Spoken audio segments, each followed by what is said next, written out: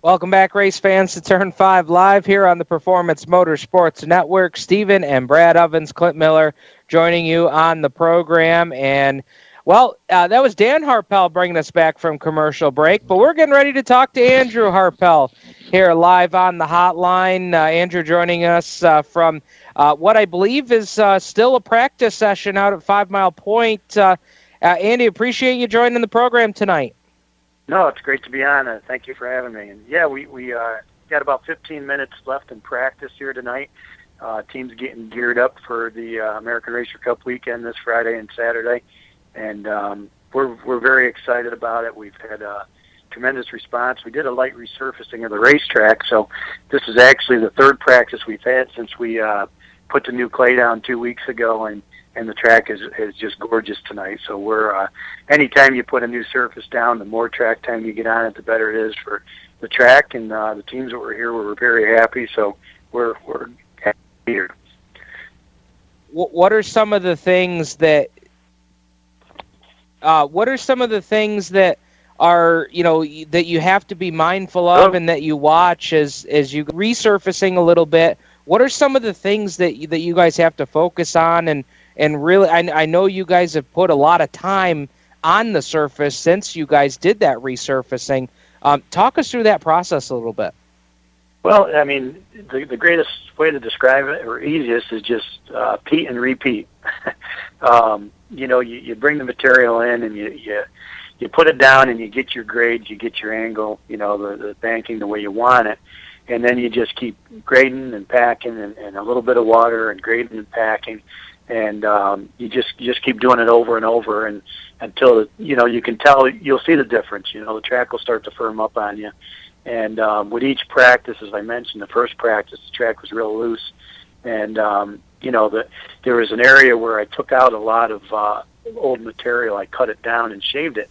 So I spent a lot more time in that area in turn 3 initially, and did not put as much time into an area in 3 and 4, or over in 4.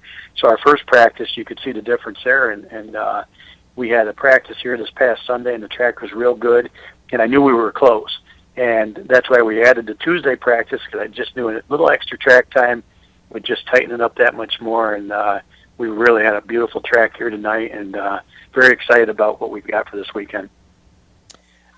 Talk us through what we've got as far as lineup this weekend. American Racer Cup weekend is such a great way for all of these American Racer tracks and drivers that have put in so much effort this season. And for these drivers that are qualifying for the dashes and things, this is their payoff for that season's worth of hard work and success. Yeah, absolutely. It's some very big money up for grabs. The dashes alone, the modified 15-lap dash on Friday among the track champs is $2,000 a win for 15 laps on a quarter mile. And, every team's going to get a tire just for taking the green. Basically the American Racer Cup program during the season, it's a $150,000 program. And we designed the point system from its inception for Lias Racing and American Racer Tire. And, we're very proud of what we put together. And it's somewhat reflective of the old NASCAR point system that I was familiar with when I ran Tioga Speedway back in the 90s. And essentially what it does during the season is it takes your best 12 finishes, so a driver can be compared on a spreadsheet from 5 Mile to Outlaw to New Egypt to Bridgeport and all places in between. So it's really neat for these guys to get a chance to rank themselves, for one, based on average starting fields and number of wins and those things. So then we get to this weekend. The championships are already been decided for those tracks.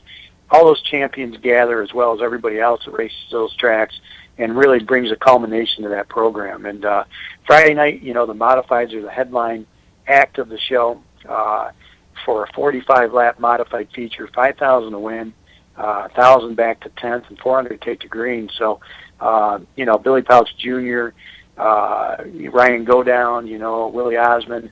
We've got guys, 3 teams coming from Delaware, Andy Bicchetti out of Massachusetts. So they're coming from all over, and it's just going to be a phenomenal 2 days. Part of our Friday program is the Grit Racing Series. And so that'll be a great program. And I do want to warn you, it's going to get loud here in a second. Mike Colson's out on the track getting ready to take some modified laps, so you'll hear the background noise. Well, we love it. We've got to have that live ambient sound. I love that. Absolutely, it certainly sets the stage, doesn't it? Oh, no doubt about it. I got to finally make my first trip to 5 Mile Point this season, and I have to say, for the fans listening tonight, if you by chance are in that minority that you've never made a trip to 5 Mile Point, do yourself a favor and do so. And boy, isn't this weekend a hell of a weekend to do that. They've got such a great program built up this weekend.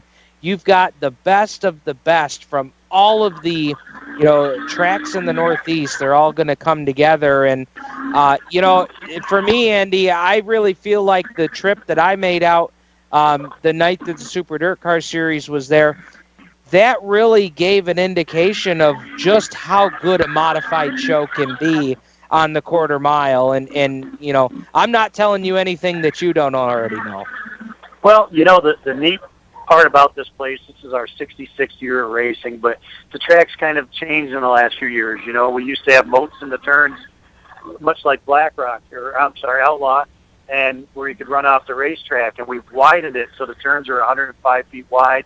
And as you saw that night, 4 and 5 wide racing is something you'll see here. And so even though it's quarter mile, it's nothing like a quarter mile in the way they race. No doubt about it. I've heard from some of our street stock contingent here in the area about you guys have some street stocks on hand this weekend as well. Talk to us a little bit about Saturday night's program.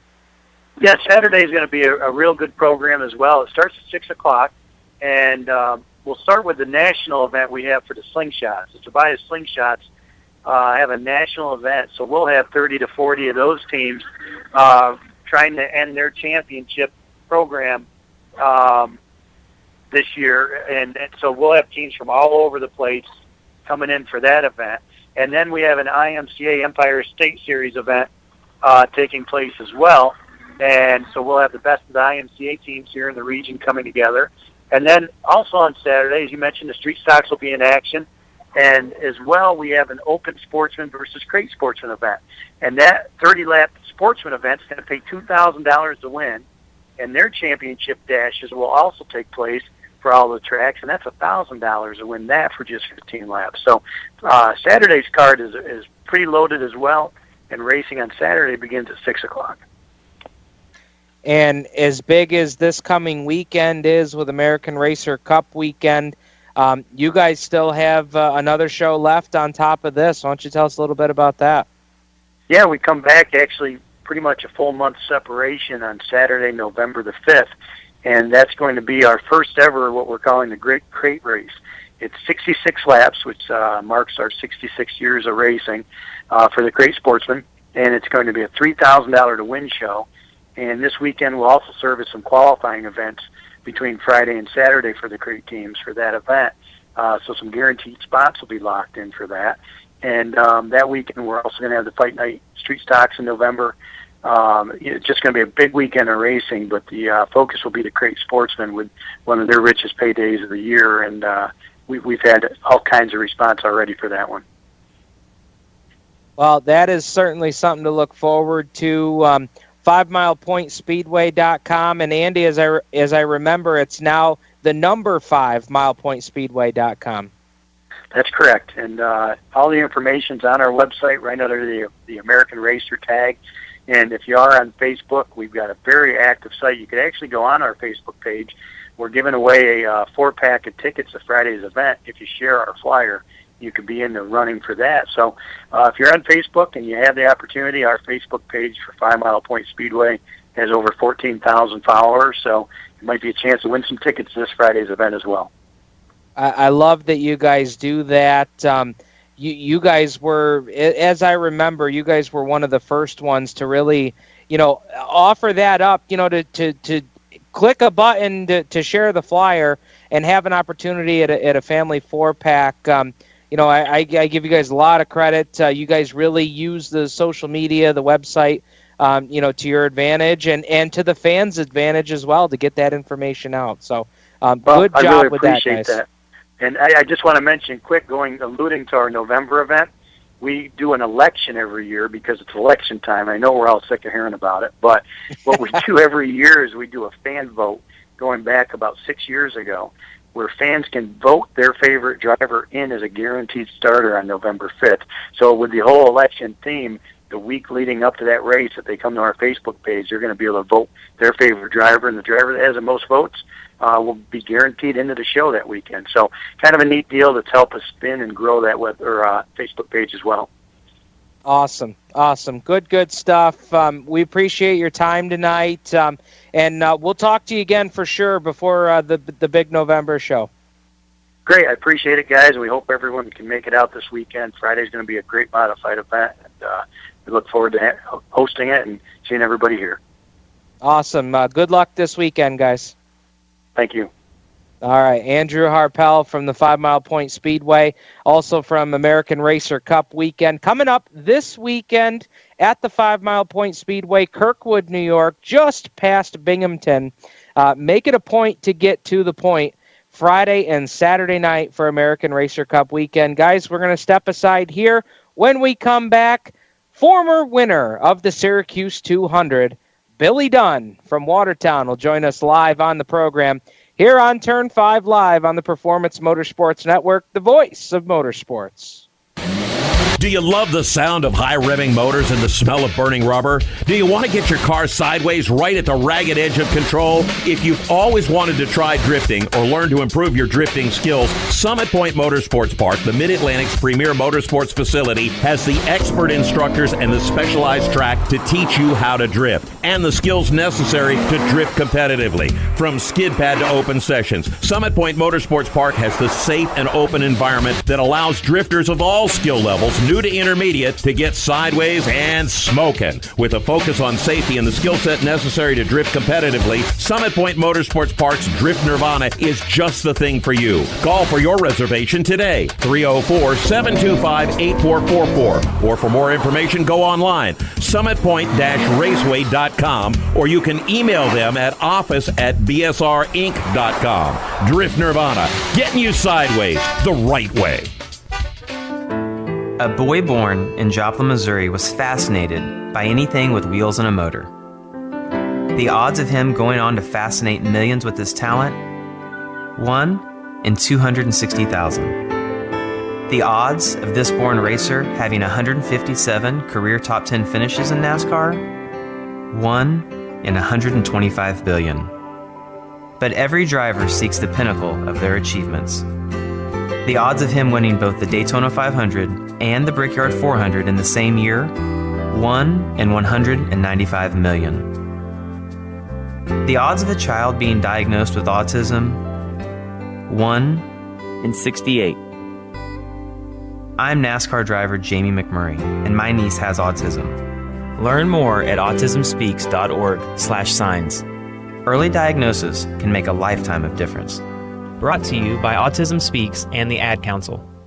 You're listening to the Performance Motorsports Network, your authority on motorsports of all types. Be listening for the most accurate and up-to-the-minute coverage of every motorsports activity that you enjoy on a daily basis. Be it NASCAR, be it IRL, be it Formula One, be it drag racing, be it dirt track, off-road, props, hulls, whatever. We are your source for motorsports. Performance Motorsports Network. Hi, race fans. This is Billy Dunn, and you're listening to Turn 5 Live on PMN. Well, Billy Dunn bringing us back from commercial break, and we are working on getting Billy Dunn on the line here to talk Napa Auto Parts Super Dirt Week. And Clint, while we're working on getting Billy secured on the line here, such a big week with everything that's happening in Oswego for Napa Auto Parts Super Dirt Week. Do you have, a sense? I'm starting to get more sense as the photos roll in from the tech inspection line and folks moving campers in and things of that nature. This is really where we ramp up for the week. You can feel that atmosphere, whether you're in Oswego or not. You can feel it on social media.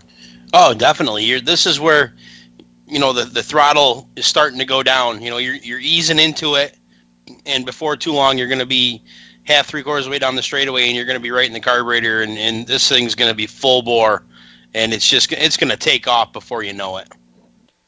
The other thing that we were talking about in the first segment there is the fact that, you've got the satellite shows that you can go out to. I just saw a post earlier this morning before heading off to work that it looked like the Jackson boys are going to try and really do a lot of racing this week.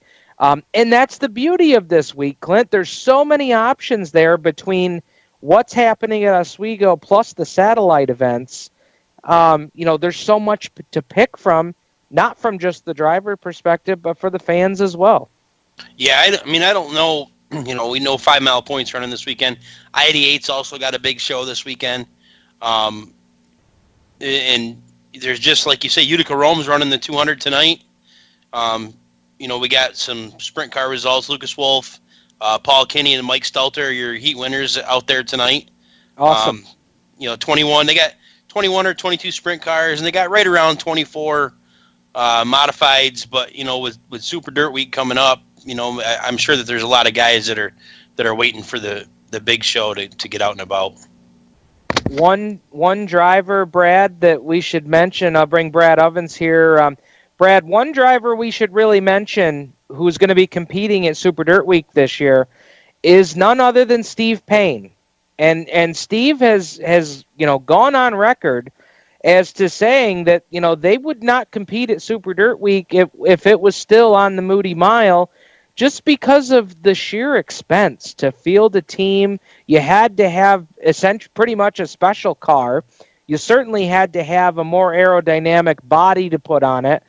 Some guys even had, and actually we'll get back to that here in just a second. I just got a note here that we've got Billy Dunn on the line here joining us. So, Billy Dunn, welcome to Turn 5 Live. We appreciate your time tonight.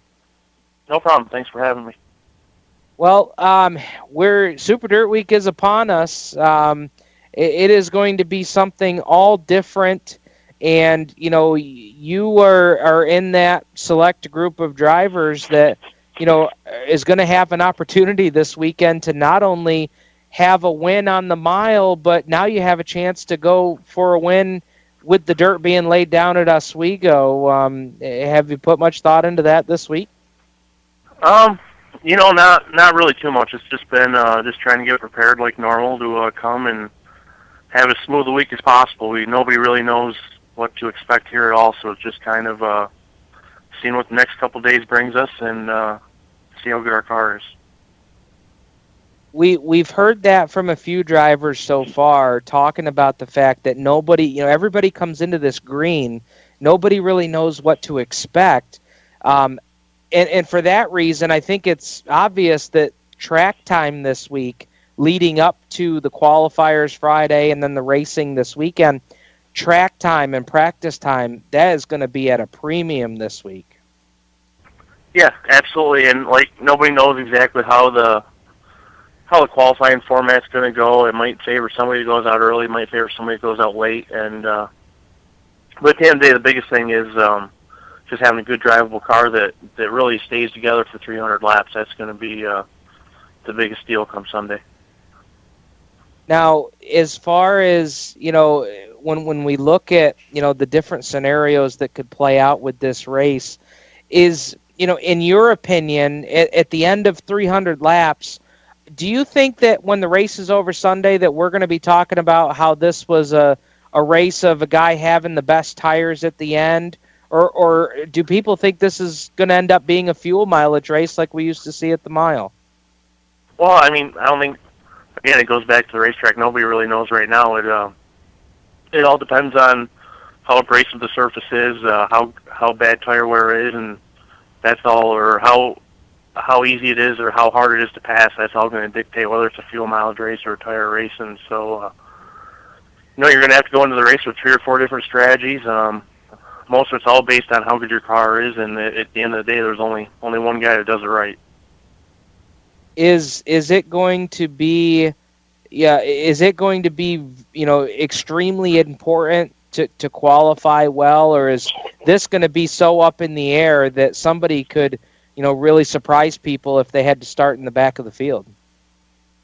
I think it's going to be a little easier to possibly start in the back and win as compared to a Syracuse, but I think still the biggest thing is this is a little bit more of a short track race, and we got 20 lap qualifiers still on Friday, and you don't want to wreck your stuff before Sunday either. So going into Sunday with a good straight car that's if you're good, you don't have to start up front, but you still got to have a good car.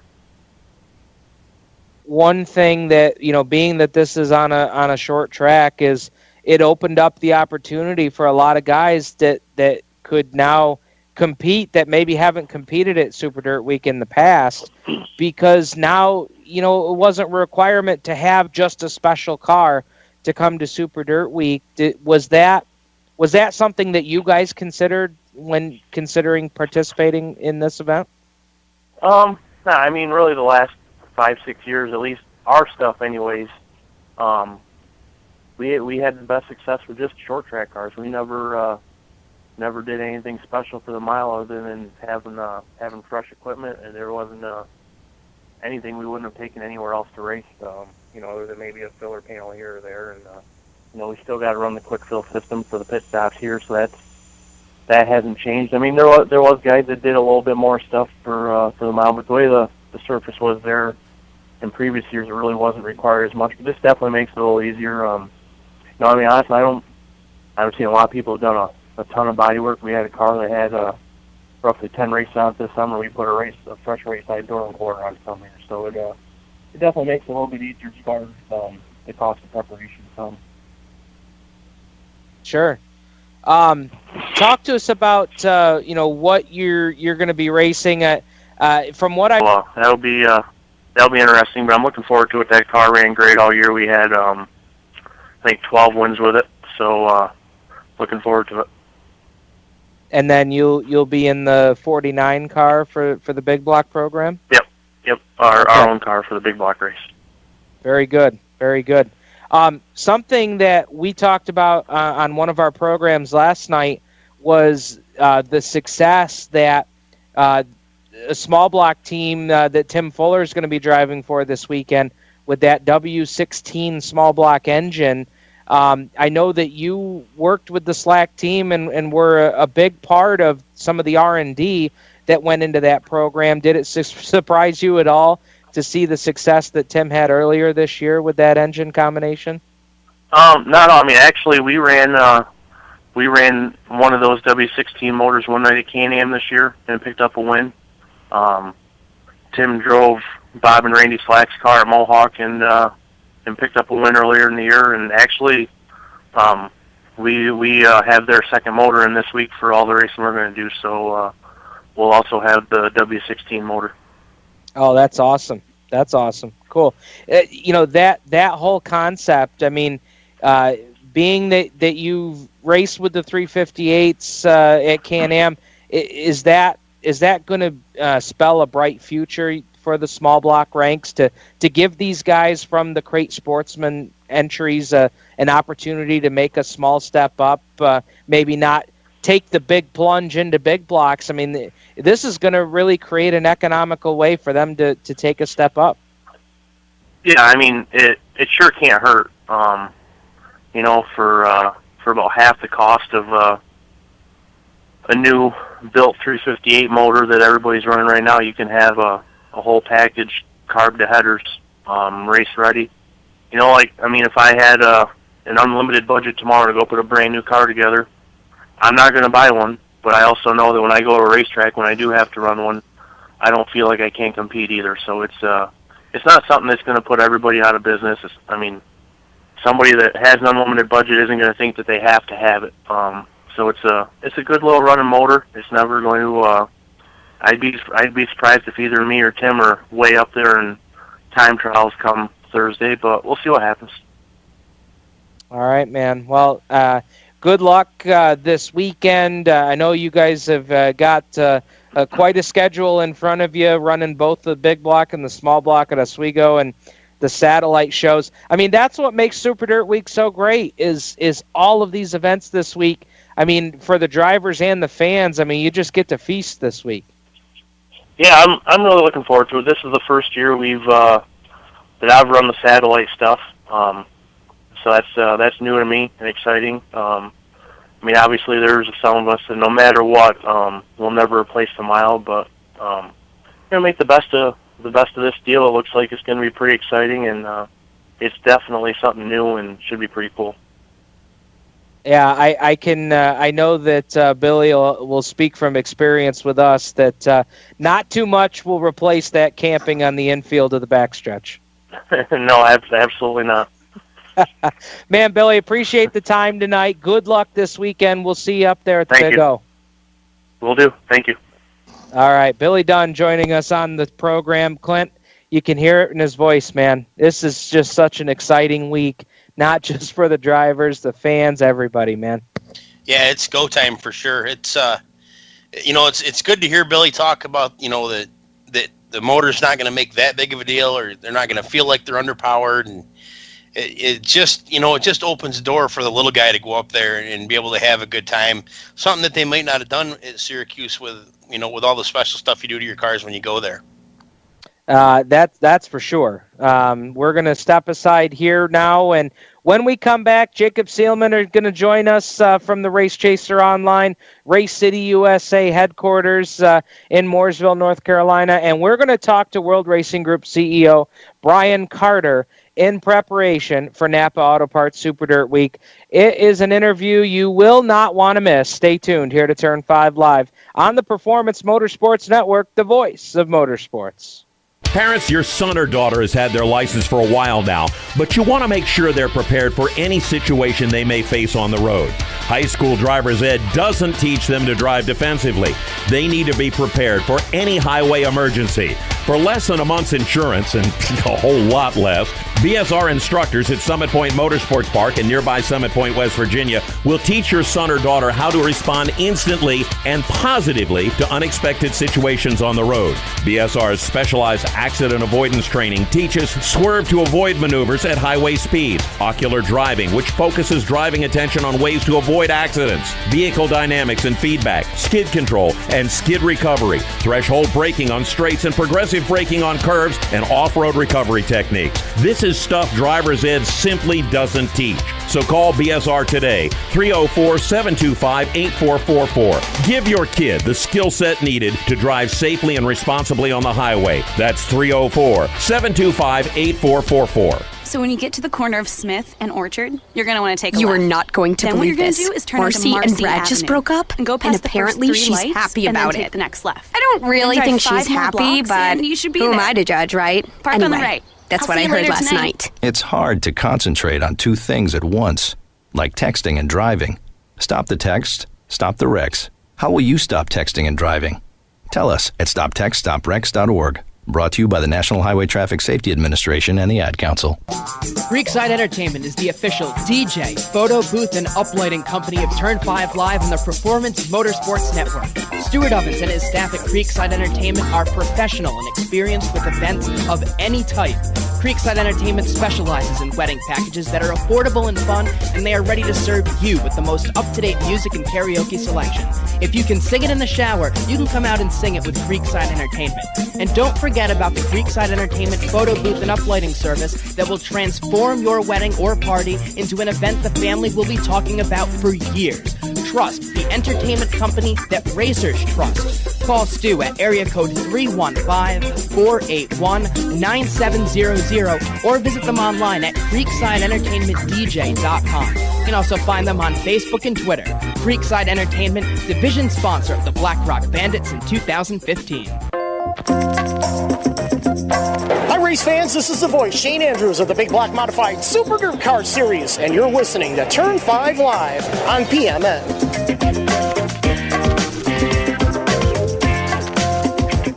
Welcome back, race fans, to Turn 5 Live here on the Performance Motorsports Network. We got the whole gang here, Stephen Ovens, Brad Ovens, Clint Miller, joining you here at the roundtable. And now we're headed off to the RaceChaserOnline.com hotline to bring in World Racing Group CEO Brian Carter, who has been so kind to give us some time on the program tonight. First of all, Brian, thank you so much for your time on what is one of the busiest weeks of the year for you guys, I'm sure.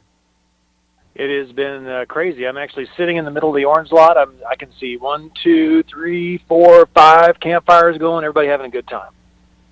So it's definitely one of the craziest weeks. And that's the essence of Super Dirt Week is, the racing, the atmosphere, the campfires. I mean, and something I thought about this afternoon is Brian, taking a look back at the last 12 to 18 months and everything that has transpired. And now here we are, Super Dirt Week 45 at Oswego Speedway. And we're going to be making a whole new tradition here this year. It is. It takes a tremendous amount of work for everybody. I mean, from the racers to the fans to the organizers, it's just everybody trying to get together to make it the best they can make it. And it is happening. Super Dirt Week 45 is on at Oswego, and it's cool to see the place come to life. It has to be pretty cool from your standpoint of, there has been, throughout this whole process of the Moody Mile going away to now trying to find a new location. And, so it's been quite a process for you because you've been one of the main people, having all these conversations and trying to make all of the deals happen and things fall into place. Did you think that this was going to happen so quick? I mean, we were just talking on our Madness program last night that, we found out less than 3 months ago where Super Dirt Week was going to be. And now here we are. We've got all these pictures flooding in, and all the fans are so excited seeing the dirt go down on the asphalt oval at Oswego. It's just been such a process. Well, the facts of the matter are is it's our responsibility, Dirt Car, and to make sure that Super Dirt Week happens. And in order to do that, with all of the moving pieces, we had to make sure that we could make a couple of these pieces work, whether we were on one path or another. And that's what our team has done, really made sure that we were prepared wherever it was going to be. And then as soon as we knew, we had to be all in. And that's where we're at now. We are all in at Oswego. And what has really been rewarding for me over the last, we let everybody in on Sunday, which is a pretty significant expense for everybody here because we've staffed it all, and really to help everybody kind of get settled in. That's the thing that concerns me the most is making sure everybody, because nobody knows where to go or what to do, and we're trying to, we try to send everybody as much information as possible, but really give you 3 or 4 days before we really would go racing tomorrow morning and kind of get as many people settled into their new Super Dirt Week as we can. But it was our job to make sure that it happened. And reality is, we had to, 90 days ago, less than 90 days ago, we made a decision on where it was going to be. We got a commitment from the state. We got a commitment from the owners here at Oswego, which these guys have been absolutely tremendous partners in trying to get this done. And it's taken a yeoman's effort from everybody involved, from the city to the county to construction, welders, pipe fitter. I mean, it's just been, everybody wants this to happen, and that's really exciting. And then to see that first camper roll in here and the first hauler roll in here, hear cars in the tech area fire up and roll away, it's exciting. I saw something that Dan Kapazinski from Oswego Speedway put on social media tonight, saying the fact that tomorrow afternoon at 3 o'clock, Facebook Live is probably going to break the internet with how much interest is going to be out there to see these cars take those first laps.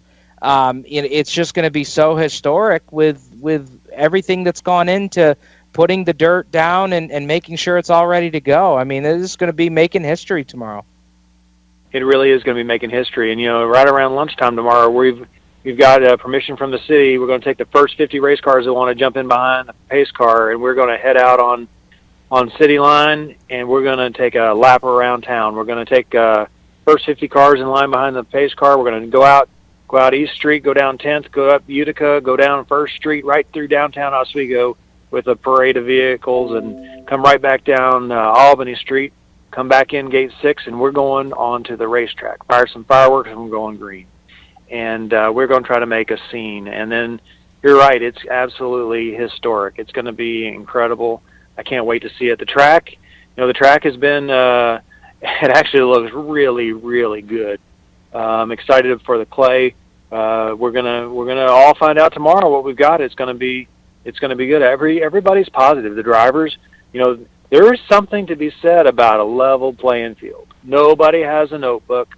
Nobody has there's guys that are good and there's guys that are good at adapting, and we're going to find out who's really good at adapting this time. So it's I had a chance yesterday. Brett Hearn walked up to me. He goes, "I have no idea what this thing looks like." And I said, "Well, jump in my side by side and let's go around." So I'm taking Brett Hearn around the track on the dirt, and he's never seen it. But he's like looking at apexes, looking at entries. Brett Hearn, he's made a few laps around a lot of different places, and he has no idea.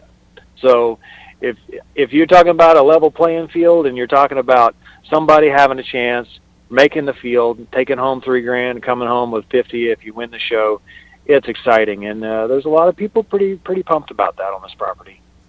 Brian, as far as the atmosphere for Super Dirt Week, obviously there was an air of it was special at the mile. What's the atmosphere? What's the spirit been like as everybody started to load in? The fans, the drivers. Has it been that same kind of hype, I guess would be the word I might use, compared to what it was at the fairgrounds?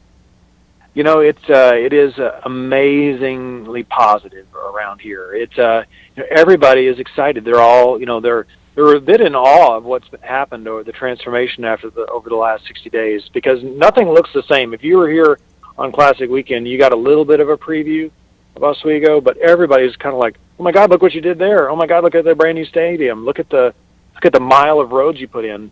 Look at all the new fencing! Oh my gosh, where did these 5 temporary buildings come from?" It's phenomenal. The hard part, and it was always, you want to make Syracuse special for everybody, but what's special to one is different.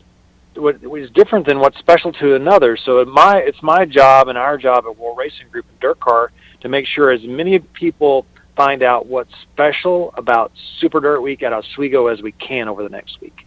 And they're going to do that on their own, and we're going to try to make it as easy as everybody as it can be to get in, settle in, get to know who your neighbors are, have really cool access to this racetrack. Come hang out in the infield if you want to.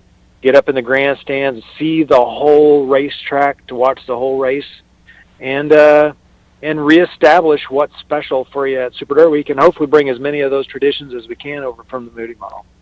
Now, obviously, I know this is kind of a difficult question going in for the first time, but as far as what's already been built and some of the things that has gone into trying to make this what it is and have it still be the spirit of Super Dirt Week. There was a lot of speculation early that this could be a one and done type of a deal, but now kind of starting to see how it's all come together and really the way it's building into the rest of this week. Is this something that Dirt Car wants to build on? Is this something that you guys don't want this to be just 1 year at Oswego and then move on from it? Yeah, we want a long-term home for Super Dirt Week, and the fewer times we can move it around, the better. So it's a challenge. Everything that was done here on Oswego was done to be reused. So it'll be easier and easier each time we do it. It's never short term for us. I've talked for 12 years now at Super Dirt Week about getting to 50. I'm going to figure out how to get to 50, and if it's at Oswego, it'd make me really happy. And if it's at a new property, that'd be good too. But everything that's been done here at Oswego, that's what I tell my staff. We're learning today, we apply it tomorrow. We learn tomorrow, we apply it the next day. We have to learn this property and how it behaves and how the race cars and the racing and the fans and everything moves around. And and everything is, we're writing our playbook, and we'll use it again, and we'll be excited to use it again. It's the city is really in for it. I don't think they really grasp what the impact is we're going to have. I think they're starting to see it, but everybody here is taking a very long-term approach about it, and that's exciting for me because, like I said, it's special. Dirt Week, Super Dirt Week is special to everyone on this property, and we just got to make sure we fire that special off again this time.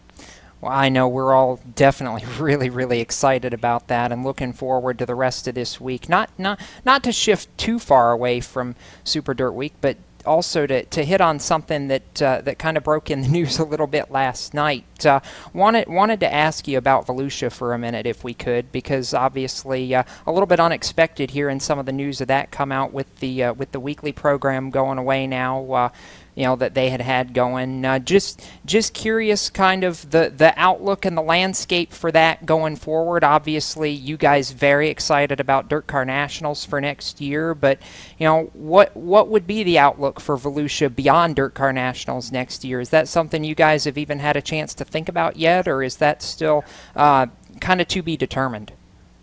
Well, it is to be determined, but we've got a tremendous amount of interest in Volusia. It's a great racetrack.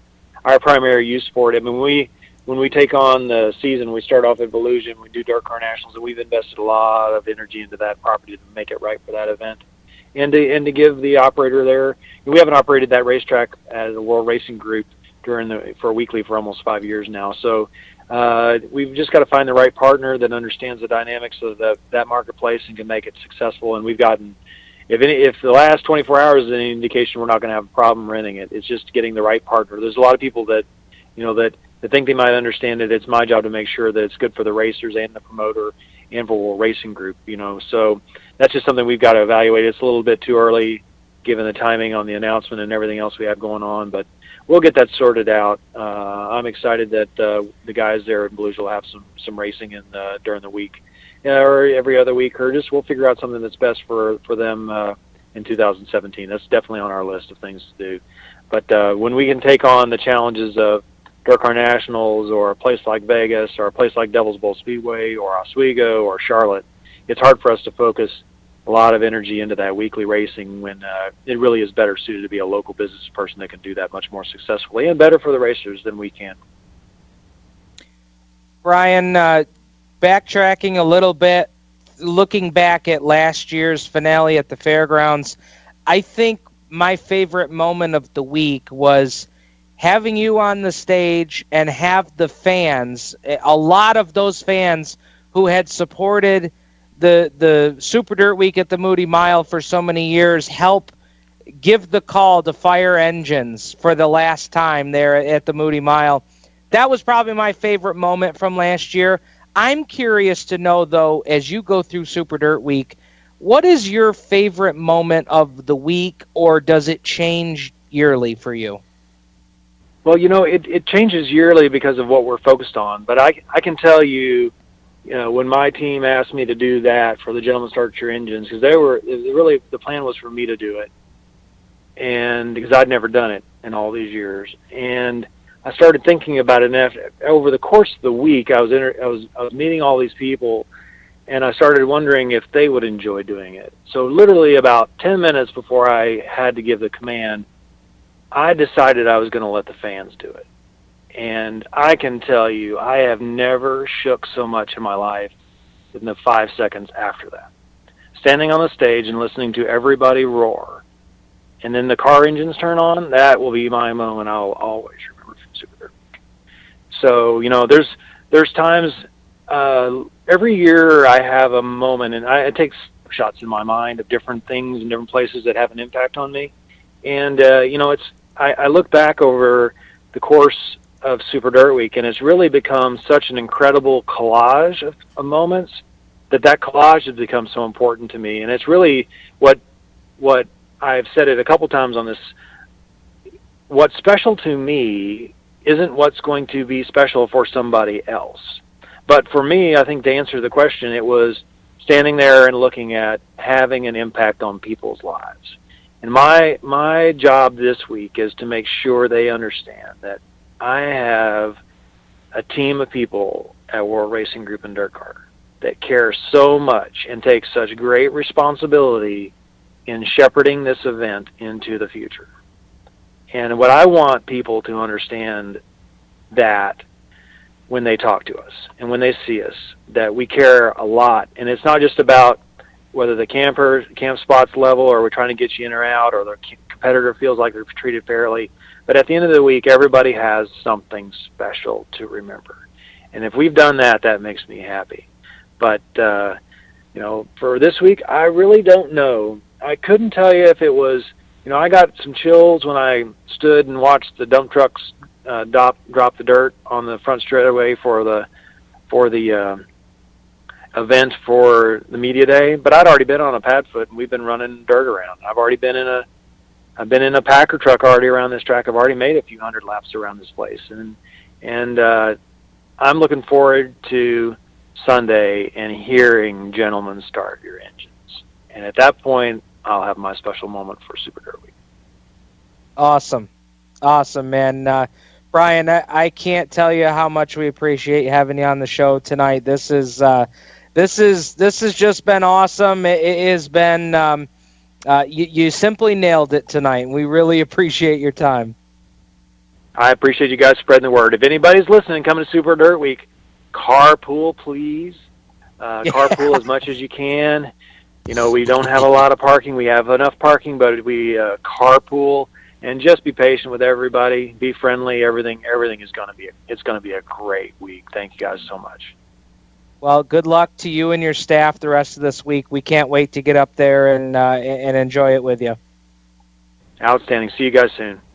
All right. That is Brian Carter, CEO for World Racing Group. Guys, he said it best. I cannot say it any better than Brian just said it for approximately the last 15 to 20 minutes. We'll step aside here. We'll recollect ourselves a bit here. When we come back, we're going to hear from another driver who's ready to tackle the Oswego Speedway. We're going to hear from T-Bone, Justin Haers, coming up next here on Turn 5 Live on the Performance Motorsports Network, the voice of grassroots racing.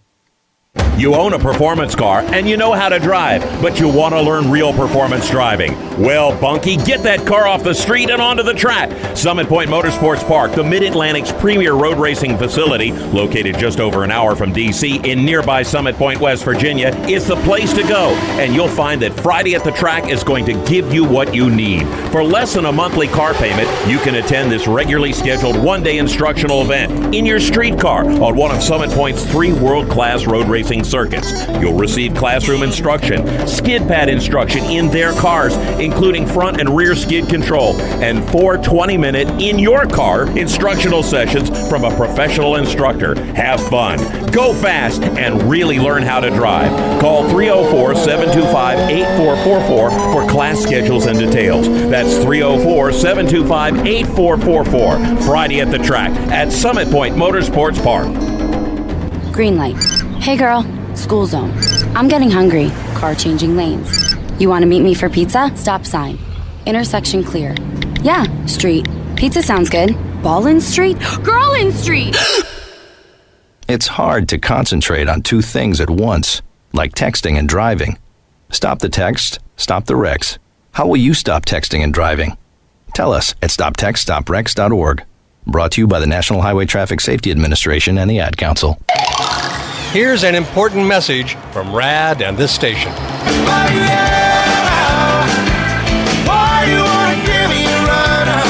Hi, this is Bob Sheehan from Blues Traveler for RAD, Recording Artists Against Drunk Driving. I like to party just as much as the next guy, maybe even more. But the one thing I won't do after I've had a few is get in the car and drive. Don't blow it. Always choose a designated driver. Remember, music lives and so should you. Motorsports sales professionals. Performance Motorsports is looking to build a team of experienced media sales professionals to represent our programming to the industry's top companies, magazines, and racing series. If you have motorsports sales or marketing experience, know how to work with agencies, understand social media, and are incredibly creative when it comes to working with clients and promotions, then we want to hear from you. Top performers are richly rewarded. Your imagination is the only limit here. Call 717-749-0444. That's 717-749-0444, or email us at scorpionradiogroup@gmail.com. You want to ask for Sue. Hi, race fans. This is Otto Sitterly, driver of the Nicotra Racing number 7, and you're listening to Turn 5 Live on PMN. Otto Sitterly, 7-time track champion at the Oswego Speedway, who will be in a modified this week. Yes, that's right. Otto Sitterly competing at Super Dirt Week as the track that he has owned at various times in his career. I mean, that is going to be a sight to see. There's going to be so many sights to see this week. It's going to be hard to document them all. We're going to try as best we can to provide that blow out the budget coverage, but I'll tell you, that's a story to follow this week is Otto Sitterly competing on the dirt at Oswego. That is going to be pretty special. Hey, Steve-O, did you happen to see the pictures of Otto's first laps in a modified? Yeah, at Fulton this weekend. And Tom, I think Tom's joined us here at the round table again. You were talking about last night how they used to, when Fulton was asphalt, how they would go back and forth between Fulton and Oswego with those special events. Boy, wasn't that something? Otto Sitterly on the dirt at Fulton, now as he gets ready to compete on the dirt at Oswego. Well, and the interesting tie-in to that is that I remember seeing members of the Sitterly family racing at Utica Rome years ago. And so, really kind of a weird thing for me to see Otto running on the dirt at Fulton. And again, that tie-in back to the fact that Fulton was asphalt a while back, and so was Utica Rome for that matter. So there's sort of this sort of retro cool thing going on because Oswego's now back to its beginnings with dirt on top of it again. So just an interesting dynamic, I think, and I'm sure that was fun for Otto, and I'm sure this will be as well. Otto's a racer's racer. He doesn't care what it is. If it's competitive, he'll get in it and drive it, and he's got good equipment underneath him. I have every confidence that he's going to go out and run well, and if he doesn't, you know what? He's going to have fun and look good trying. Oh, no doubt, no doubt. Another guy that I expect is going to have a lot of fun this week, a veteran of Super Dirt Week. He's raced the mile. He's raced Canandaigua. He's raced everywhere locally and had a fair amount of success doing so. That is Justin Haers, driver of the Phelps Cement Products number 3 out of Phelps, New York. I caught up with him last night talking about Napa Auto Parts Super Dirt Week. Here was Justin's thoughts on what he feels like we're going to see this week at the Clay Palace.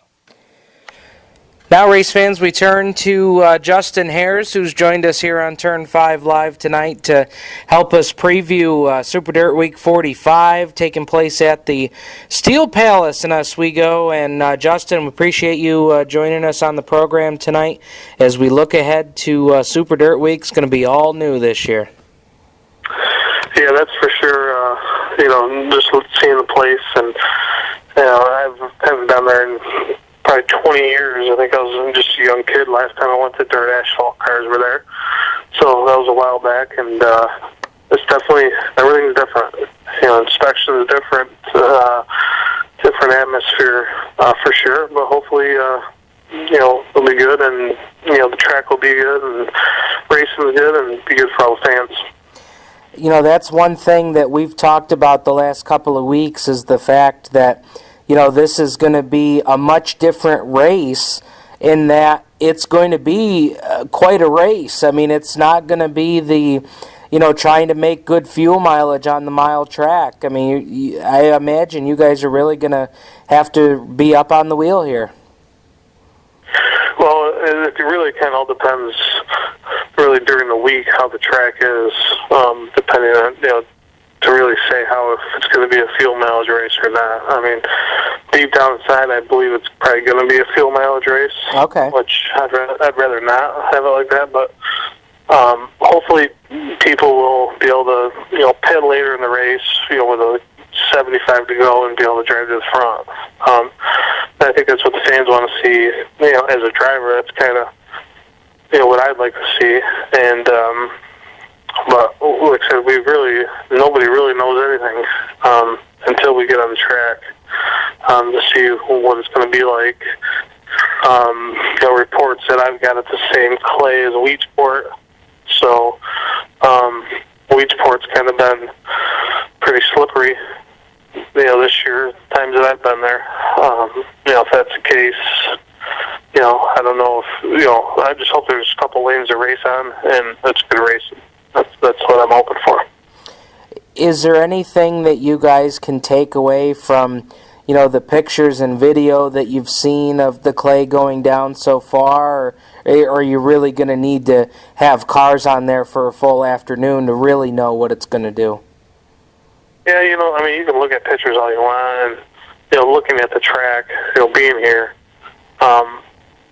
it's not as big as I thought it was, I guess. It looks to me like it's like the size of Canandaigua.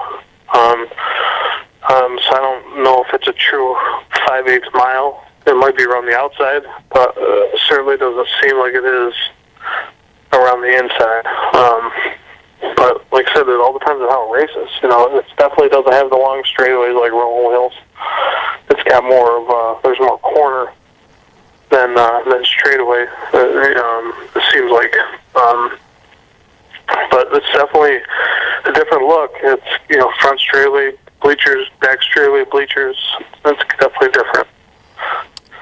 Is there, because this is different. It doesn't have those straightaways like Rolling Wheels. So, do you guys have to approach it with like your Canandaigua type setup, or how have you guys chosen to approach that? Yeah, that's pretty much how we've approached it. I think this is going to be more of a short track racing than the mile at Syracuse. As much as people want to make it Syracuse, it's really not going to be Syracuse, which, and that's fine with me, and it's fine with a lot of guys, because, Syracuse sometimes isn't as friendly to people as it is for others, and, there's not a lot of passing at Syracuse, unless your car is just superior. You can do a lot of passing. But like I said, I think most people are approaching this race as just a 300-lap short track race. It's going to be there's going to be a lot of people breaking, a lot of people mechanical issues, and I'm sure there's going to be not a lot of people left at the end, because just 300 laps is a long time. And that's, whether it's Oswego, Syracuse, wherever this race is going to be, that's got to be one of the things that you try and prepare for. But boy, it can be frustrating, because sometimes these things are just out of your hand. You can prepare the best you can, but there's always that opportunity that something is just not going to go right. How do you mentally prepare for this type of event?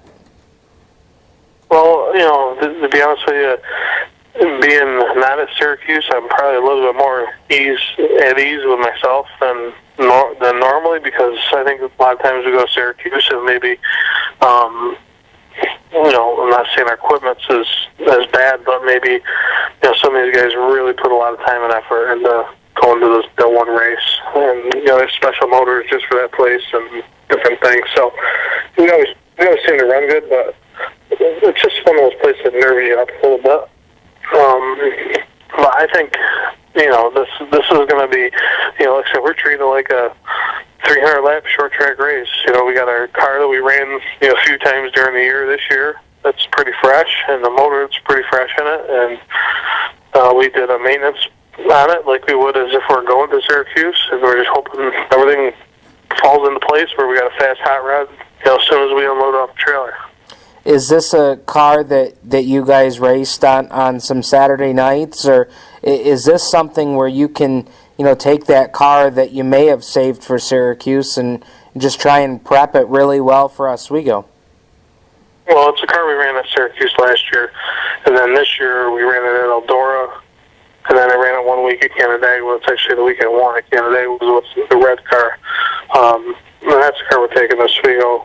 So it's not because I like one better than the other. It's just this one is kind of what we plan on running here towards the end of the year. Well, having the win on it, I'm sure, is got to have you guys feeling good about that. That's for sure. Yeah, definitely. That car's been good. It was good at Eldora.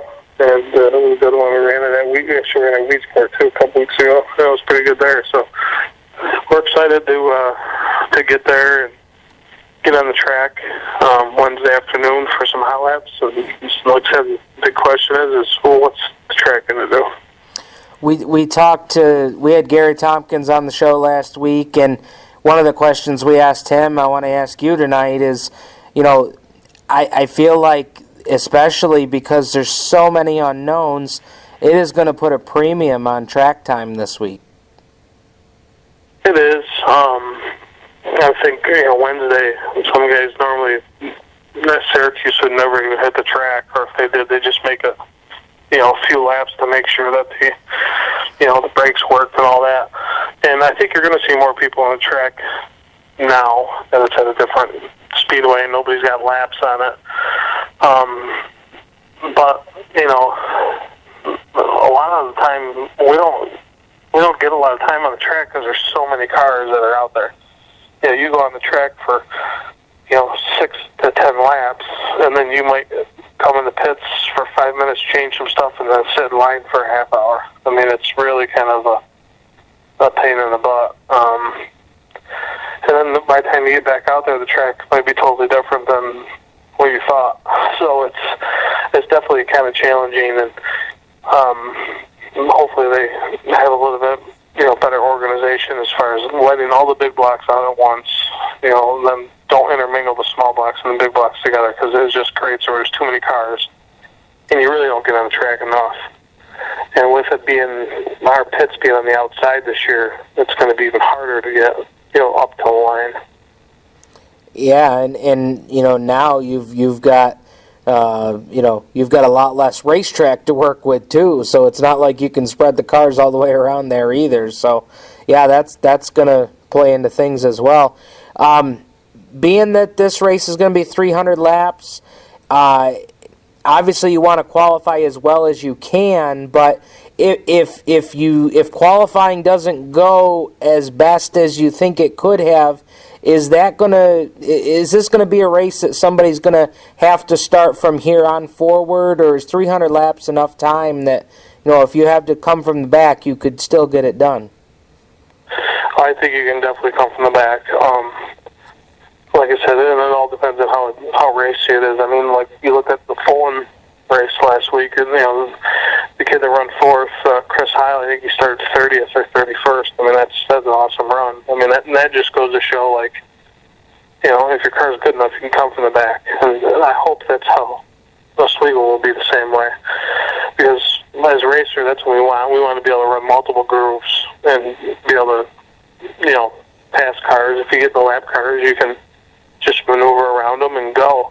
And hopefully it doesn't get locked down one lane where everybody's following the leader. This this could be a one-off deal at Oswego, and maybe it could be the start of a new tradition. Have you given any thought to just the fact of, there's been 44 years at the Moody Mile, and now we go to Oswego, and you're going to be participating in, not only the finale last year, but now the new tradition here at Oswego. Have you thought about that at all this week? Yeah, a little bit.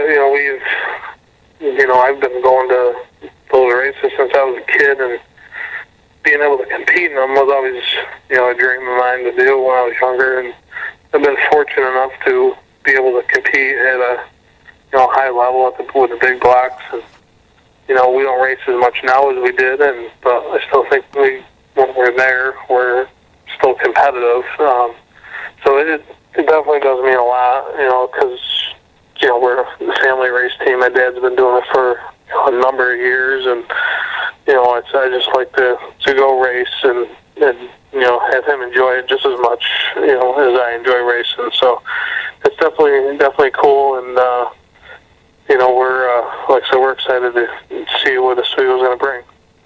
Well, man, we wish you a lot of luck this week. We'll be seeing you up there throughout the week. But good luck to you guys, and have a safe trip up there, up off Route 104. All right, thanks for having me on. All right, Justin Haers joining us on the program tonight. Talking Super Dirt Week at the Oswego Speedway. Going to be making a lot of history this week up at the Big O. Well, that was the thoughts of Justin Haers as we prepare for Napa Auto Parts Super Dirt Week. Hope you enjoyed that. Stay tuned, though. Coming up next, we're going to talk to Ronnie Davis III, who won a big race out at the Fulton Speedway this past weekend. We'll talk to him about that, as well as the events he has coming up this week, part of the satellite shows, as well as at Oswego this week for Napa Auto Parts Super Dirt Week. You're listening to Turn 5 Live on the Performance Motorsports Network, the voice of motorsports. Every 30 minutes, another innocent person is killed due to a drunk driver. My best friend, my brother, my poor grandchild, my sister, my father, my husband, my mom, my mommy. Afraid of changing, 'cause I've built my life around you. Stop these tragedies before they happen. Don't drink and drive.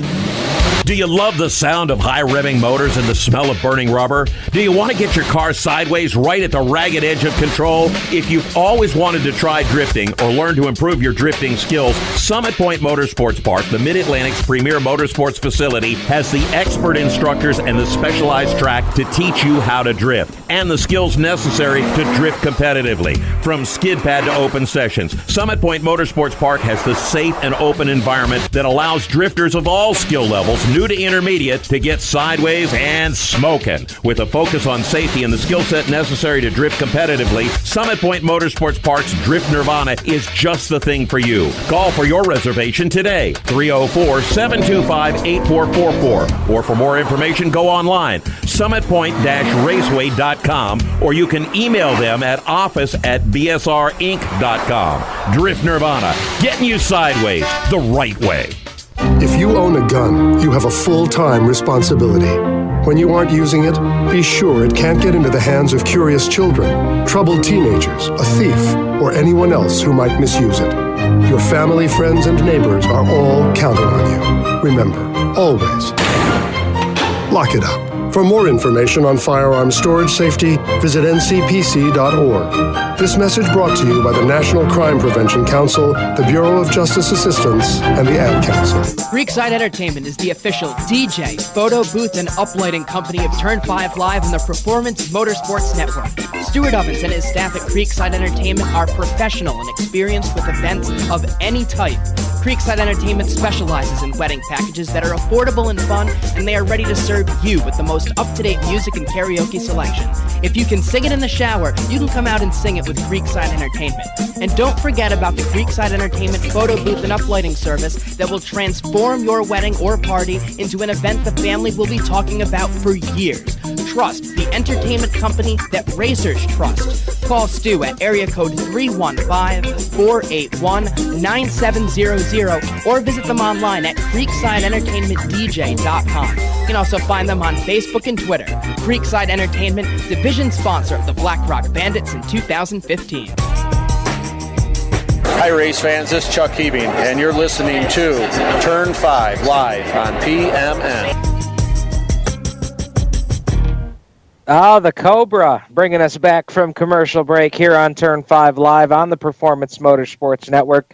Stephen and Brad Ovens, Clint Miller, Tom Baker, Jacob Seelman, all joining you on the program tonight. Our Super Dirt Week preview, and a young driver who has just really made a name for himself this season, has got a couple of years experience now driving the Crate Sportsman, but picked up a huge win this weekend. That is none other than Ronnie Davis III, and RD3 joins us on the program, man. Congratulations on the win this weekend. Thank you very much. Talk to us about how big that win was. you guys have had such a great year, but boy, this weekend, that was a real big win for you guys. Yeah, it's one of our bigger wins this year, or at all in my whole racing career. We closed out the end of the year at Fulton with a bunch of wins in a row, and we really got the car going good. There was we had a lot of momentum going into the weekend for the Outlaw, and we kind of struggled going off qualifying and time trials. I only time trialed third, so we were a little bit behind, but we made it up in the feature, and man, the car was working great. And you guys had to come from a long ways out to pick up that win. As I recall, was it from the Consi this weekend? Yeah, I did. I had to go through the Consi, and we ended up winning that and started 17th in the feature. So it really wasn't any different than the weekly races because we started back there all the time. So yeah. Well, how intimidating is it though? Because they had 80 cars show up on Friday night trying to qualify for this great event. And, I mean, that has to just put a boatload of pressure on not just you, but the other drivers as well, trying to make a show in which 80 cars are trying to qualify. Yeah, they were only taking 2 out of each heat race also, so that didn't really help it at all. And, man, along with the Dirt Series being there was a lot of great drivers like Rouse and Rocky Warner and Marcachelli, and a lot of stiff competition was there, so that brought a lot more pressure to the table, and we just had to keep doing what we were doing, just do the same thing that we were doing all season long towards the end of the year, and we stuck to our guns and got a win. That's great, and you know, this win this past weekend just adds to the success that you guys had this season. Talk to us about your year here in 2016. This is one of the best years I've had. We were up to about 15 wins. And going into the season, I just wanted to beat my goal of 5 wins, and we really blew it out of the water. So it's been an awesome season so far. And, you know, along with those wins, you know, you win enough races, and you know, a lot of guys will say you win enough races, the points will take care of themselves. Well, they certainly took care of themselves this year for you, too.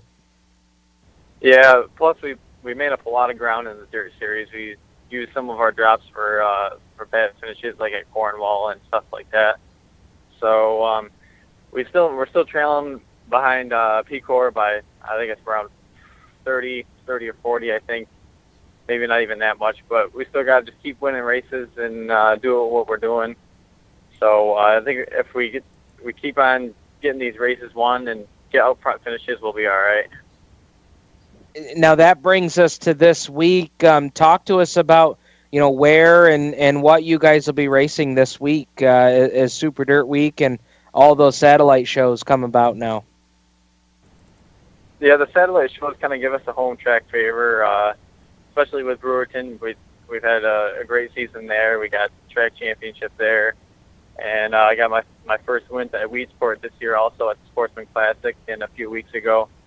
So we definitely have a lot of momentum going into the kickoff of Super Dirt Week so far, and then hopefully we can get some wins at those 2 tracks, and then off to Oswego, which is a completely different track. I've never even seen the track before, so it's definitely going to be a new experience for us. What is your thought on going to Oswego? Have you had a chance to see what they're doing in person yet, or have you been seeing it from a distance so far? I have not seen any of it in person. I've just seen what's been on Facebook and photos from the track prep that's been going on, and I've never even seen anything in person at Oswego. So with that in mind, I mean, that really creates a unique scenario because this is a track that, you know, nobody's going to have notes on. We've talked to a few of the big block drivers about it earlier tonight. Nobody has notes on this place. All you can do is try and kind of shoot at the target and, you know, with your short track set up and see what sticks and what doesn't. Yeah, we're definitely shooting from the hip, and we're all kind of equal because nobody knows what tires to use, what gears to use, how to set the car up. So we're just going off of the closest track we can think of, which is rolling wheels, and we're going to try starting out with that setup and then going from there. I mean, that's the thing about also with running at the mile. It was a once a year kind of thing, so we didn't have a lot of track time. So it's not going to be that much different, I don't think. But we're just going to take as much track time as we get and the little information that we can gather just to make the car faster. What's as far as Oswego goes, what's a reasonable goal for you guys this week? Or, I mean, now everybody goes out and tries to win the race, but as far as what you can see so far and what discussions you've had with the team, what's a reasonable goal this week for Oswego? I think at least just finish in front of Pecor. He's got the lead at the Dirt Series so far, so I think if we can finish in front of him or at least get a top 5 at each track, I think we'll be all right. Well, that would certainly go a long way to try and narrowing that gap. After Oswego, how many more events on the series do you guys have? We'll be going to Brockville the week after for the final Dirt Series race, and then after that we'll be heading down to Charlotte for the short track finals down there, and we'll stay all week after that and watch the World Finals for the modifieds. Big show after that. That's that. I mean, talk about a pretty awesome month or so here. You get to race on Oswego, that's not had dirt down in a very, very long time. Then you get to go down to the dirt track at Charlotte to compete down there. You got to be just tickled as a driver to get all these awesome opportunities to compete on some pretty unique racetracks. Yeah, I'm very excited, especially with Oswego and Charlotte. I mean, they're amazing places, and I can't wait to get on the track and hopefully get both of them, because that would be, I think that'd probably top off the win so far this season. Yeah. Well, man, before we let you go tonight, give us a rundown on the folks that help you out, not only crew-wise, but certainly your marketing partners too. Yeah, definitely. Scott Jackson's Performance, he's helped us out a ton with shocks this year and car setup, and he's really helped out the team. Brat Farms, Piven Sales, Advantage Plumbing and Heating, Brian McPhee Contracting, Donna's Motorworks, they've helped us out a ton with our engine program. Just everyone who's helped out this year, I can't thank them enough. Well, congratulations on a great year, and good luck to you this week. I know that as exciting as this week is, I know I can hear it in your voice. You guys are coming to take care of business this week, so good luck to you. Thank you very much. All right, Ronnie Davis III joining us on the program, and that's a young man that you're going to want to keep your eyes on the box scores this week, because he has just had a tremendous season. They were trying to beat that win total of 5 from last year. Well, they certainly did that without a doubt. So at this point, why don't we go ahead and step aside here? We've got our interview from last Tuesday night with Gary Tomkins talking about Napa Auto Parts Super Dirt Week. It was so good last week, we decided to bring it back this week and re-air it, because if you missed it last week, I'm telling you guys, you missed out on a great interview. You talk about a driver that was just open, honest, give it to you straight, give you straight answers. That's what Gary Tomkins gave us last Tuesday night. When we come back, we'll hear from Gary and his thoughts on Napa Auto Parts Super Dirt Week. You're listening to Turn 5 Live on the Performance Motorsports Network, the voice of motorsports. Okay, so Sarah, I'm dropping you off at Emily's? Yep. And Josh, you're going to? Soccer, Dad. Soccer practice. Right. Oh, by the way, I just wanted to let you know when I pick you both up, I'll be wearing my short shorts. What? No! Yep, and my dorky dad hat, and I'm going to do my dad dance for all your friends. They'll love it! Seriously? Why? Because I like my short shorts. Of course, I could be talked out of it if you guys would just buckle up your seatbelts without giving me a hard time. It's important to get your kids to buckle up for safety, no matter what it takes. And sometimes, all it takes is your parental powers of persuasion. Okay, we're buckling up. See, all buckled. Good choice. I'll just have to do my dad dance at dinner time. What? No! Do what you have to make sure your kids are wearing their seatbelts, even on short drives. Never give up until they buckle up. A message from the National Highway Traffic Safety Administration and the Ad Council. Visit safercar.gov/kidsbuckleup for more information. If you're a gearhead and you just can't get enough of your favorite motorsports on that channel on the cable, or you look at that Guy network and you just go, what does that have to do with me? We have the answer. Performance Motorsports Network. Right here on the internet. The best cruising tunes, the best in motorsports programming, and the best shows. We have opinionated hosts, and we like it that way. If you want to get involved, if you want to bench race, be listening for information coming up soon right here on this channel, the Performance Motorsports Network. Your source for motorsports. Creekside Entertainment is the official DJ, photo booth, and uplighting company of Turn 5 Live and the Performance Motorsports Network. Stuart Ovens and his staff at Creekside Entertainment are professional and experienced with events of any type. Creekside Entertainment specializes in wedding packages that are affordable and fun, and they are ready to serve you with the most up-to-date music and karaoke selection. If you can sing it in the shower, you can come out and sing it with Creekside Entertainment. And don't forget about the Creekside Entertainment photo booth and uplighting service that will transform your wedding or party into an event the family will be talking about for years. Trust the entertainment company that racers trust. Call Stu at area code 315-481-9700 or visit them online at creeksideentertainmentdj.com. You can also find them on Facebook and Twitter. Creekside Entertainment, division sponsor of the Black Rock Bandits in 2015. Hi, race fans. This is Gary Tomkins, and you're listening to Turn 5 Live on PMN. Gary Tomkins bringing us back from commercial break, and what an appropriate lead-in to our interview from last Tuesday night. Gary Tomkins talked to us on Turn 5 Live about his thoughts, not only on Napa Auto Parts Super Dirt Week, but the recent success and the momentum that they carry into Super Dirt Week this week. I said it last night on Motorsports Madness. I'll say it again tonight. Keep your eye on the 84 car. You want a veteran driver that could walk away with the $50,000 at the end of 300 laps on Sunday? Keep your eyes on that 84 ride. Let's hear now from Gary Tomkins talking about Napa Auto Parts Super Dirt Week. Thank you. It was a good win. Definitely could use the money for sure. And, it's a good tune-up for Oswego, a track that's going to be, it's about the same size. So, we learned some stuff with our car, and we just put a new motor in it, so that ran good there. So, looking forward to Super Dirt Week.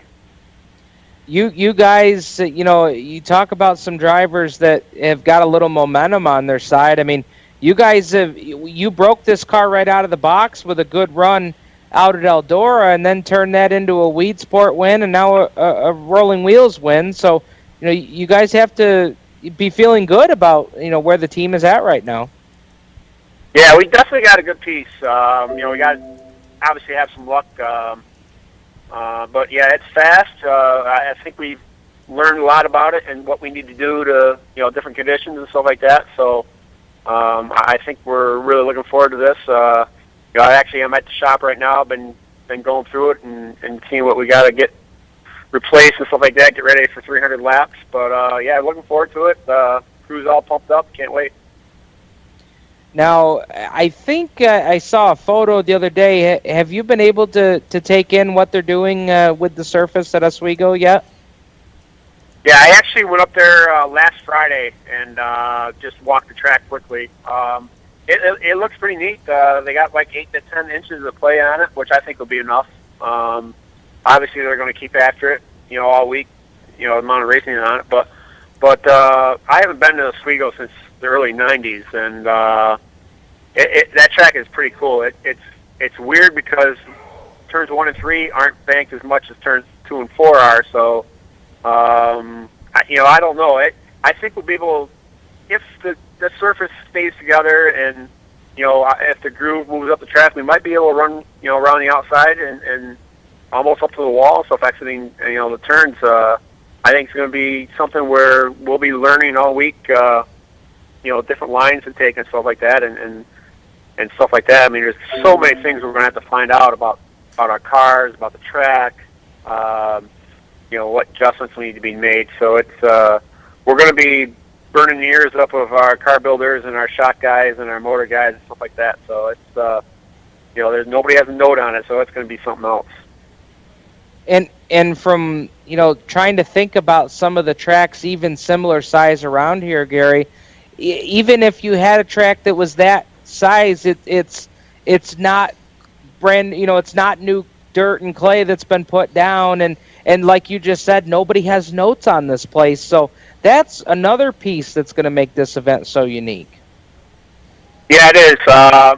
The clay is from the same area as Fulton and Brewerton, so it shouldn't be that hard on tires. Maybe Sunday it might be, or Saturday.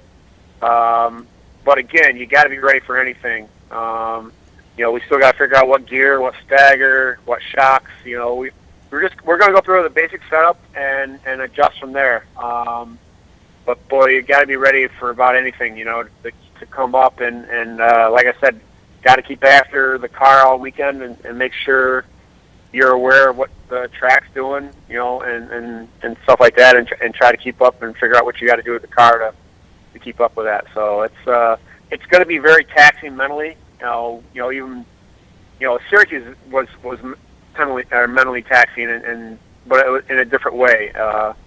This is you've got to figure out so many different things at once, and you really got to be lucky too. So it's going to be fun. It's going to be interesting, and I think there's going to be a lot of people talking about it afterwards because I almost think that there's so many wild cards involved there that somebody could be taking home the $50,000 that nobody would even think about just because they might have hit it on something that nobody else did.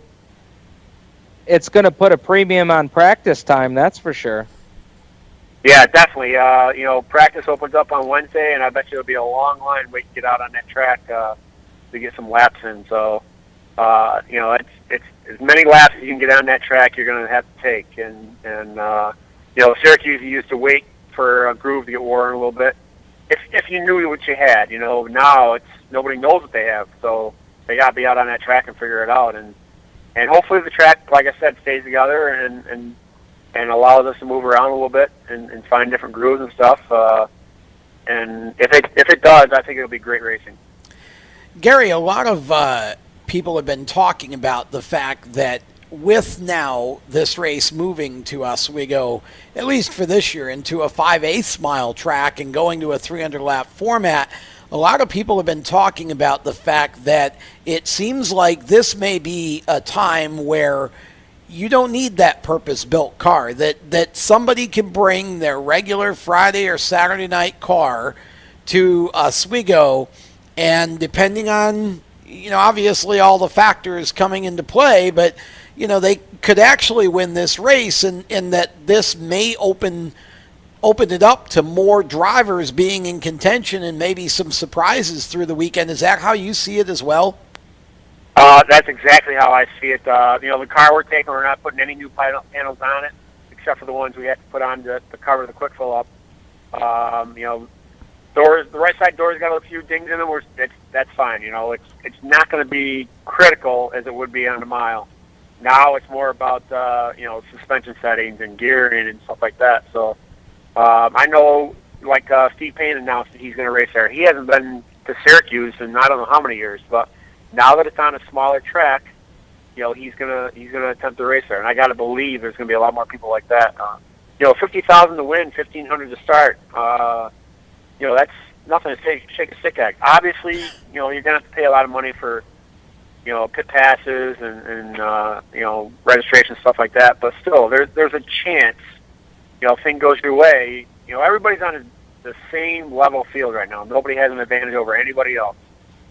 Even the big money teams, all they have is they have more parts than everybody else, but they don't have a single more note than anybody else does. So it's really going to be a crapshoot for everybody.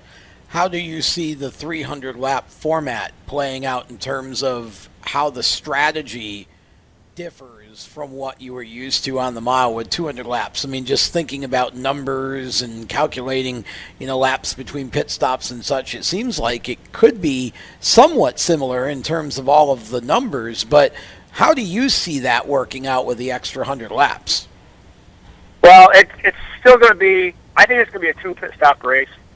Theoretically, you have to check to see what the mileage is going to be. Now, you can't save fuel at Oswego like you could in Syracuse. I mean, you could run around Syracuse, half throttle, save fuel, and you weren't going to get passed for the most part. But I don't think you're going to be able to do that at Oswego. You got to be on the ball the whole time. So that's going to change things. And then the tire wear comes into play too.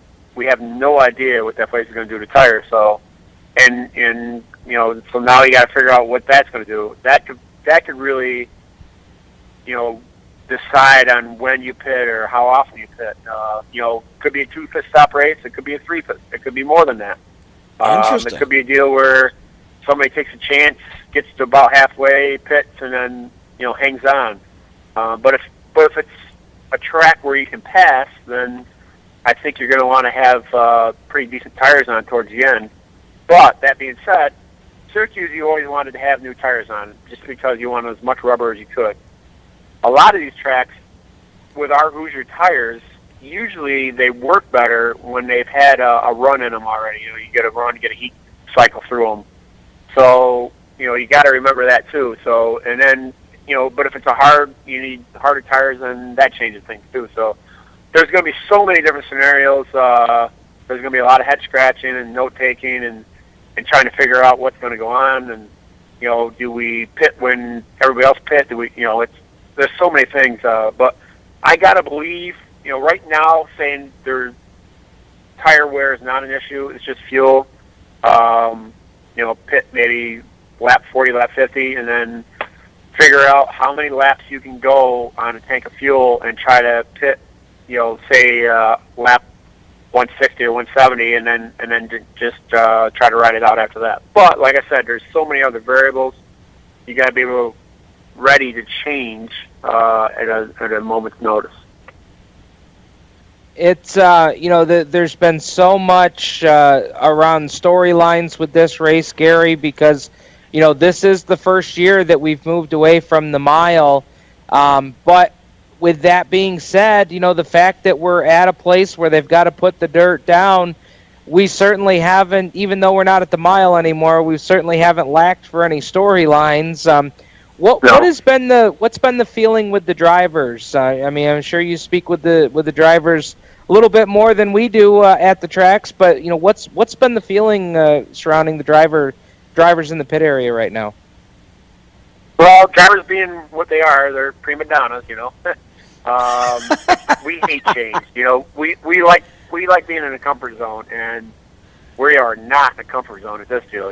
So now we're all paranoid that we're not going to find the hot setup, and we're going to be out to lunch and be running the back of the pack, and so we're all antsy about that already. So I think it's going to be interesting. I know some guys are not happy about it at all, but again, it's now you got to race. It's not drive around a mile for 200 laps. Now you actually have to race. So I think once guys get out on the track, get used to the car and figure out what they need to do to be comfortable, I think everything will work. But right now, like I said, nobody's really comfortable because we're not used to anything at all up there. I mean, most guys have never been there before, probably still trying to figure out how to get to the track, and stuff like that. So.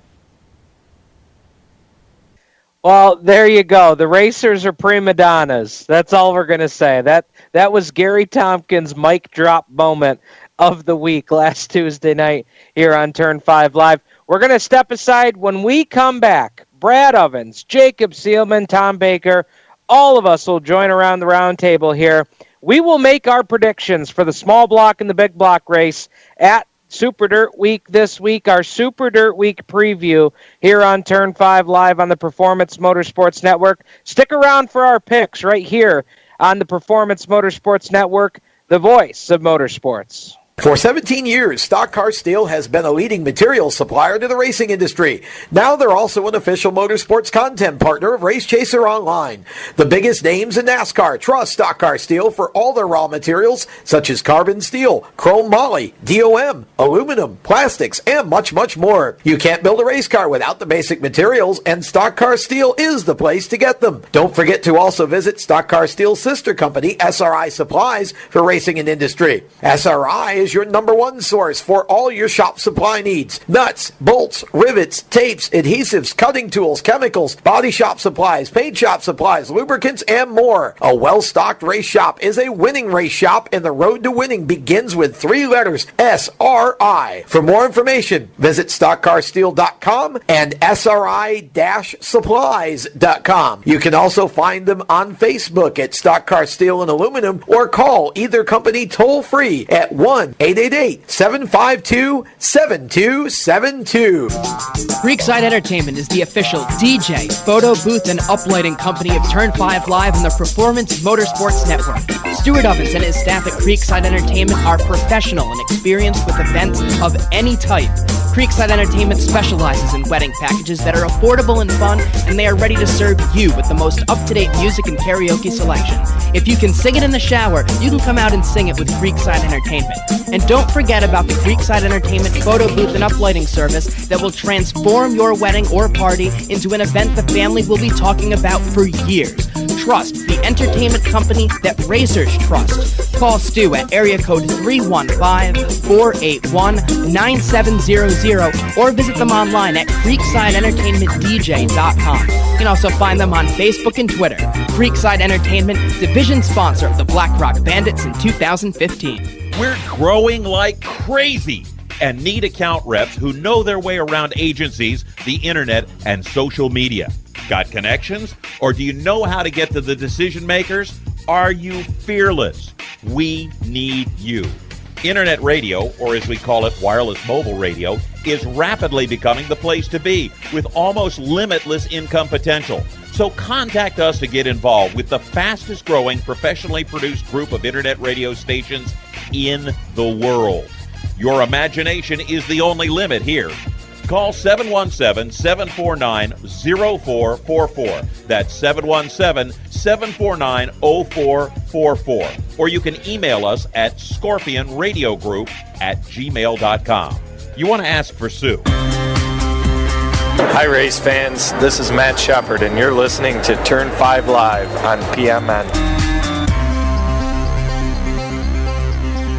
Super Matt, coming off a super win tonight. Win number 27 of 2016 for the 9S, for the BS Motorsports team. I'm glad you've kept count, Steve, because I lost count about 17 races ago. Well, fortunately enough, when they posted the winner's picture tonight, the Shepherd team was kind enough to point out that it was win number 27. I love it. So I cheated. I did cheat, but I'll admit that. So there you go. Matt Shepard bringing us back from commercial break. Stephen and Brad Ovens, Tom Baker, Jacob Seelman, all here with you to close out to our Super Dirt Week preview. And boys, it's time to make our picks. Dun, dun, dun. Napa Auto Parts Super Dirt Week. And gentlemen, we're going to start with the small block Rosselli Northern 150 coming up on Saturday at the Oswego Speedway. I'll bite the bullet and go first here, guys. And here's the thing. I made a pick, I think, last night on Madness, Jacob, but I've got to backtrack because I got new information tonight. Boy. Not only is Tim Fuller going to be racing one of those W16 small block engines for the Slack team, Billy Dunn is going to have their backup W16 engine in his 9 car. I call foul. I'm throwing down a penalty flag. You shouldn't be allowed to change your pick. Well, with fresh information, I'm the host of Turn 5, so we're gonna make an audible. You're pulling that card. Fine. So your turn 5 pick stands for turn 5, but let the record show that the boss says last night's pick stands for Motorsports Madness. That's right. So that's where I'm going, guys. I'm going with Billy Dunn, who's been so dominant in a small block this season. That's where I'm going for the small block race. How about you, Jacob? Oh, boy. I could go one of two ways, and I'm actually going to go the opposite way from where I really think it would be prudent. I'm going to go with the guy who's won some races this season with a small block motor, has had a really, really successful season, did a lot of great things in the Short Track Super Series. I'm taking Eric Rudolph, as a matter of fact, for this small block race. I think he's got some good momentum, and I have a funny feeling about the 62. I think Eric's going to have a good weekend. Tom Baker. The sad part is I was going to pick Eric, and I was thinking you'd all laugh at me. Well, Jacob picked it. Nobody laughed at him. So, you know what? I'm gonna also take a little bit of a flyer here, but I don't think it's too big of a flyer. I know you're into that W16 engine, but I'm going to pick Stuart Friesen to win the small block race. That's a flyer? Really? Well, hey. Compared to the W16 engines. Okay, fine. All right, there you go. Brad, we'll swing over to you here. Small block race on Saturday. What do you have? Small block race on Saturday. I'm going to go with a guy who's got a lot of momentum. He's won a couple big races here as of late with the Super Dirt Car Series and most recently the Outlaw 200. I'm going to go with Jimmy Phelps. That's a good pick. Jimmy Phelps. Well.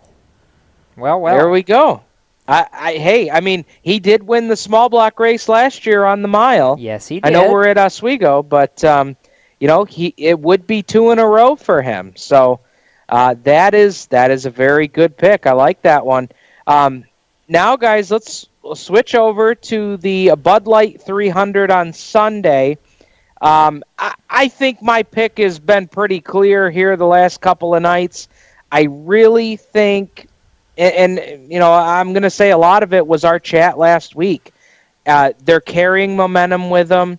I think Gary Tomkins and that 84 team carries the momentum right into Super Dirt Week and not necessarily shock the world, but they're going to turn some heads this coming Sunday. They're going to win $50,000 in the Bud Light 300. Is it my turn? So, Jacob, the floor is yours. I'm going to really disappoint you. I know everybody looks at me when it comes to these picks, and they expect me to have some philosophical. Well, or just we expect you to have some reason why you're going with a 2-inch You expect me to have some philosophical reason as to why I'm doing what I'm doing, and there's no philosophical reason, but there's every bit of a racing reason. I'm sorry. I don't care that it's neutral ground. I don't care that it's a new racetrack. I don't care that it's not on the mile. 27 races becomes 28 races. Super Matt wins Super Dirt Week. Done. Tom Baker. Not so fast, my friend. It is neutral turf. It is a brand new era for Super Dirt Week. It isn't a mile, and a Saturday night effort done well can get you a win in this. I'm going way out on a limb in this race. Tyler Dipple gets the win in the 300-lap Bud Light event, and Dipple will shock the world Billy Dunn style. Oh, that is great. Brad, what do you got here real quick on your big block pick? Well, guys, those are some great picks, but I'm busting out the broom, and Jim Phelps is going to take HBR to the Bud Light 300 Victory Lane here at Super Dirt Week. Ooh. Oh, an HBR sweep. Wow. Busting out the broom. All right. Well, that is our picks for Napa Auto Parts Super Dirt Week. Guys, what a program tonight. Thank you so much to Andrew Harpell, Billy Dunn, World Racing Group CEO Brian Carter, Justin Haers, Ronnie Davis III, and Gary Tomkins. We thank you for listening tonight. Stay tuned to RaceChaserOnline.com for blowout the budget coverage of Napa Auto Parts Super Dirt Week all week long from the Clay Palace, hashtag Clay Palace, this week at Oswego. Thanks for listening. We'll be back Tuesday night to talk all about Napa Auto Parts Super Dirt Week and do a full recap right here on the Performance Motorsports Network, your voice for motorsports.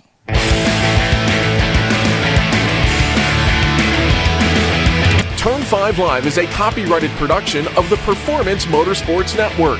PerformanceMotorsportsNetwork.com is a member of the Scorpion Radio Group Incorporated and may not be rebroadcast, replicated, or saved in any media without the explicit written permission of PMN. The opinions expressed on this program are those of the host, co-host, and guest, and do not necessarily reflect those of the management and ownership of either the Performance Motorsports Network or Scorpion Radio Group Incorporated, the advertisers, or marketing partners.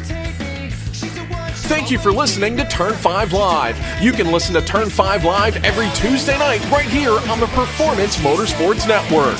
Stay tuned for more great PMN programming. Everything's better when she's around.